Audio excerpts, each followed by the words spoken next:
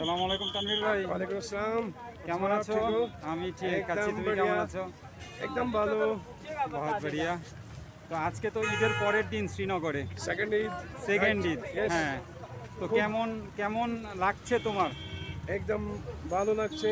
Second Eid প্রতি ঈদেই কি এই শ্রীনগরের যে ডাল লেকের বিশাল পাশের এই বিশাল রোডটা, ব্যাপারে ভিড়। আজকে তো টুরিস্ট ভিড়, লোকাল ভিড়, সব একজুট হবে। বিশাল ভিড় এর জন্য এটা কি প্রতি ঈদেই হয়? প্রতি ঈদে। রোজার ঈদেই হয়?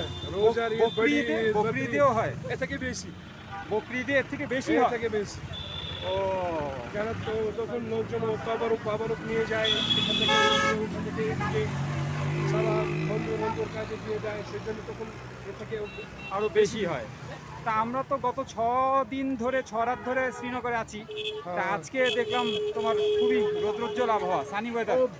একদম ভালো ওয়েদার আজকে। হ্যাঁ, তা এই ওয়েদারটা কি শ্রীনগরে থাকে প্রপারলি সবসময়? এই মাসে এরকম ওয়েদারই।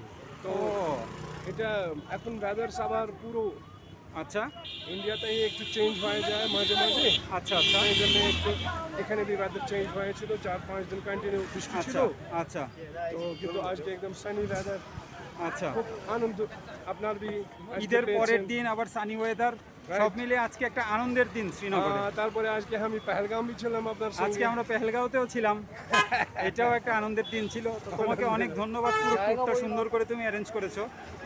তোমাকে অসংখ্য ধন্যবাদ জানাই এবং তোমাকে বাংলাদেশে আসারও নিশ্চয়ই নিমন্ত্রণ আমি জানিয়ে রাখছি। চেষ্টা করছি।